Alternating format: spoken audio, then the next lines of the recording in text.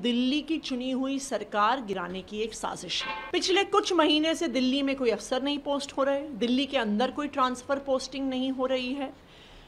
जब से चुनाव की घोषणा हुई है, अफसरों ने मीटिंगों में आना बंद कर दिया है। एलजी साहब बार बार बेबुनियाद चिट्ठियां एमएचए को लिख रहे हैं। बहुत आसान है ना, फिर तो आप एक एक करके विपक्ष के सारे मुख्यमंत्रियों को गिरफ्तार कर लीजिए।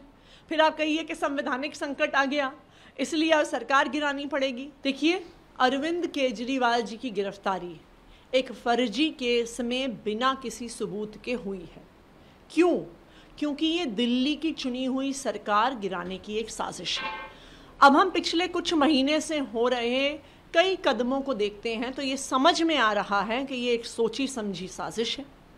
पिछले कुछ महीने से दिल्ली में कोई अफसर नहीं पोस्ट हो रहे, दिल्ली के अंदर कोई ट्रांसफर पोस्टिंग नहीं हो रही है। जब से चुनाव की घोषणा हुई है, अफसरों ने मीटिंगों में आना बंद कर दिया है।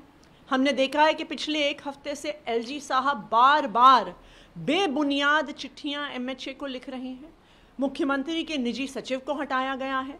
ये सारे इस बात के लक्षण हैं कि दिल्ली की चुनी हुई सरकार को गिराने की कोशिश हो रही है। आप लोग समय से बात करते होंगे, क्या ये संभव है कि राष्ट्रपति शासन लगाया जाए, ऐसे में जबकि आपने 2 महीने पहले फ्लोर टेस्ट में बहुमत साबित किया?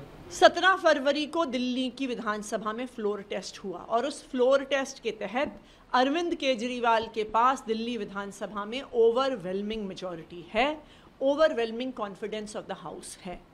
लेकिन ये ओवरवेलमिंग मेजॉरिटी होने के बाद भी क्यों साजिश रची जा रही है दिल्ली की चुनी हुई सरकार को गिराने के लिए? क्योंकि ये अरविंद केजरीवाल के काम रोकने की साजिश है। ये फ्री बिजली रोकने की साजिश है, ये फ्री पानी रोकने की साजिश है, ये तीर्थ यात्रा रोकने की साजिश है, ये महिलाओं की बस यात्रा रोकने की साजिश है। और सबसे महत्वपूर्ण बात, जो अरविंद केजरीवाल जी ने वादा किया कि वो दिल्ली की महिलाओं को 1000 रुपये महीने देंगे, इसको रोकने की साजिश राजनीतिक प्रतिद्वंदियों द्वारा करी जा रही है। आपने फ्लोर टेस्ट की बात की, लेकिन नेता मुख्यमंत्री होता है, नेता भी क्योंकि जेल में है, तो बीजेपी या जो भी आरोप लगाए जा रहे हैं, इससे आधार बनाया जा सकता है कि नेता ही नहीं है तो सरकार कैसे चलेगी? तो बहुत आसान है ना, फिर तो आप एक एक करके विपक्ष के सारे मुख्यमंत्रियों को गिरफ्तार कर लीजिए। फिर आप कहिए कि संवैधानिक संकट आ गया, इसलिए अब सरकार गिरानी पड़ेगी। ये भारतीय जनता पार्टी की एक पॉलिटिकल कॉन्स्पिरेसी है और इस पॉलिटिकल कॉन्स्पिरेसी के तहत ही अरविंद केजरीवाल जी की गिरफ्तारी हुई है और इसी कॉन्स्पिरेसी के तहत दिल्ली की चुनी हुई सरकार को गिराने की कोशिश हो रही है।